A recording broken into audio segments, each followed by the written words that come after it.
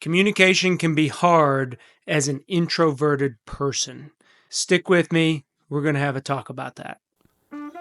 Welcome, everybody, to the Leaders Leading Leaders podcast. Welcome, everybody, to the Leaders Leading Leaders podcast. I am your host, John Espinosa. Thank you for joining me today. I appreciate your time. That is our most valuable resource, and you spending it with me means a lot. I've been in the leadership business for 15 plus years, mentoring and coaching leaders, developing training for leaders, and walking right beside the leaders as we meet our mission of getting others to where they are going. And that starts with you, the leader. Are you an introvert? I'm talking to my introverts out there on this episode. We're on season of communication. That's our theme. And a lot of times when I meet people, their first assumption is that I'm an extroverted person. I actually type out as an introvert on the Myers-Briggs scale for many reasons. One, I think there's a fallacy with extroverted and introverted types of individuals. One is that extroverts are the gift of gab. They're good talking, they're good in crowds, that sort of thing. And the introverts, they sit in the corner. They're the wallflower. They're the ones that are very quiet. I will tell you my experience with introvert and extrovert type individuals, that is not the case. Look at it from a perspective of where you get your energy, where you drain your energy and where you get your energy. So for example, I'm an introvert. I get my energy from being by myself, being very mindful of where I'm at. I love to go on long runs. I don't run in groups.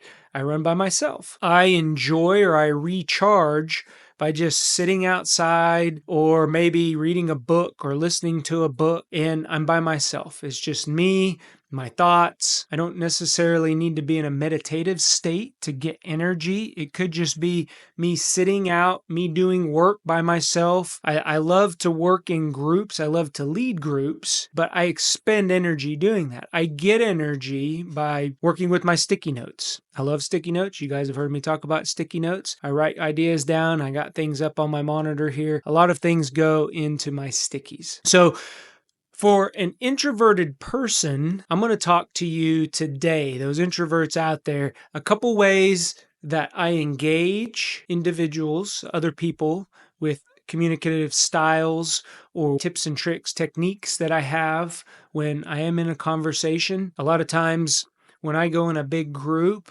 I tend to get very drained when I walk away from a large group, or maybe I'm doing a keynote or a speech. Man, that just drains me. I love the preparation. I love sitting in the computer, putting together the presentation, and then the energy that it takes to present that to an audience. Afterwards, I do my thing.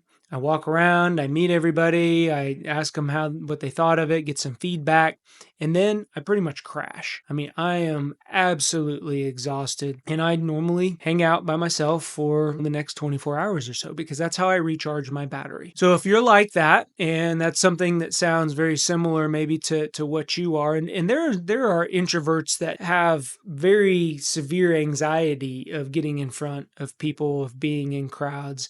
But I don't necessarily wouldn't type those people as introvert or extroverted. Some people just have a fear of public speaking. I taught people how to public speak for many years, and we always address public speaking as right up there with like the fear of heights, because it's a real thing. You get in front of people, what happens? The palms of your hands get real sweaty. You get that nervousness feeling in your tummy, and you can get to the point where you almost pass out. That's real. Those are real physiological responses. So as introverts, some tips and things that I do when I get in a group or when I'm in a conversation. One is that people love to talk about themselves. People love to talk about themselves. I use that to my advantage. How do you use that to your advantage? Become a good question asker. Ask, hey, do you have any kids? Hey, are you married? Hey, what do you like to do for fun? Hey, I heard or I saw on your social media that you were vacationing on the West Coast. How did that go? How did you like it? Where did you stay? Do you have any recommendations in food? Boom, boom, boom. I could start like a 45-minute conversation just by asking questions. People will lead into one thing and then you can pivot. That's the other thing. My second point is listen with the intent to question. Listen and make sure that you're not thinking of the next question, but you're listening to add value to the conversation and be naturally curious.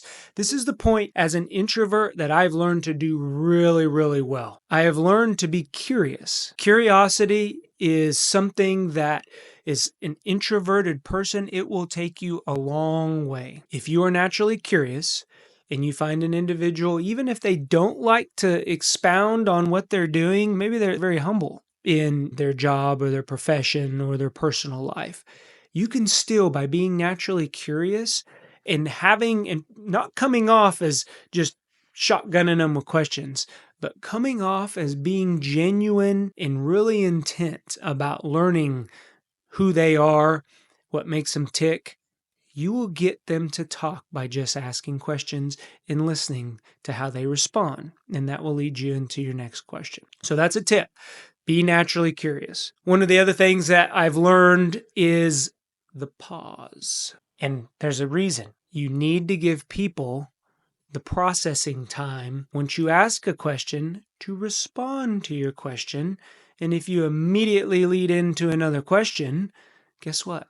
It doesn't give them that chance to respond. So you have to slow down to do this. Do you ever get in a conversation where you think like you're going a mile a minute and the next thing coming out of your mouth and you're constantly thinking about, you see where I'm going there? Take a deep breath. This is how I calm myself down, is I just take a deep breath in through the nose and out through the mouth, and then I begin to talk. Or I'll ask a question and I'll take a deep breath in through the nose and out through the mouth. Now, I'm not talking about you can't be doing that when you're having a one-on-one conversation. Just taking a natural deep breath will relax your mind, give them an opportunity to respond, and then you begin to listen and process the information. So that pause is key. You will see some of the greatest speakers master the pause. And then last but not least, and this is something that I've learned over time, and we get programmed into the world of, hey, let's meet for an hour. Why? Why do we need to set meetings for 60 minutes at a time? I've never understood that, but it's just a natural default, even on calendar settings. You go in, you're making a calendar invite on your phone, you pull up, a time, you set the start time, guess what? The end time's normally an hour.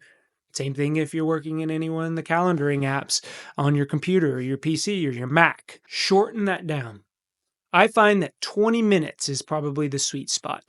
20 minutes, you can probably get everything that you need to say or hear within a conversation, within a meeting, done in 20 minutes.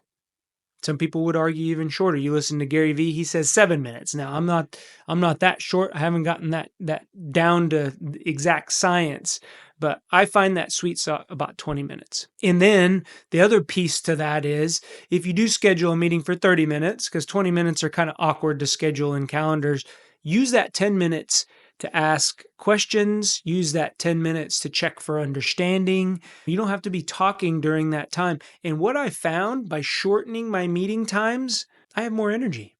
We're productive. We get into the meeting. We get right to the point. I normally set an agenda. We start breaking that down the agenda. We get the meeting over with, and then 10 minutes of Q&A, and we're done. Wrap it up within about 30 minutes. Everybody's on with their day. And I will tell you, I've gotten really good feedback from my team by shortening those meeting times. I was at 60 and then I went down to like 45. Now I'm down to 30 with 20 minutes really being full of content. And from an introvert perspective, I'll tell you, meetings kill me.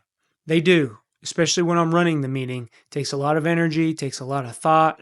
I'm the one who's normally listening and responding, making sure that everybody's engaged, right? As a leader leading the meeting, you're very engaged in everything. So shorten those meeting times and you'd be surprised what benefit that brings you.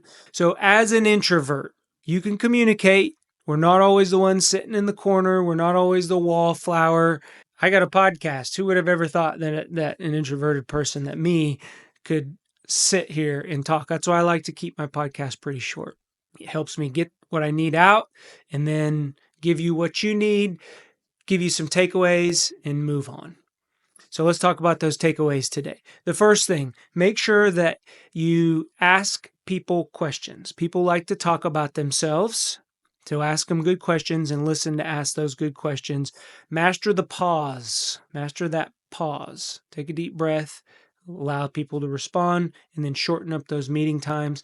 That's going to go a long way to help you introverted leaders out there maintain that energy, get through the day, and still have some left over to do the important things like be with your family and friends.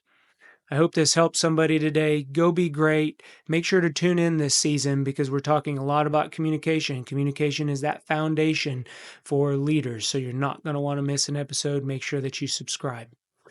Talk to everyone later. Bye.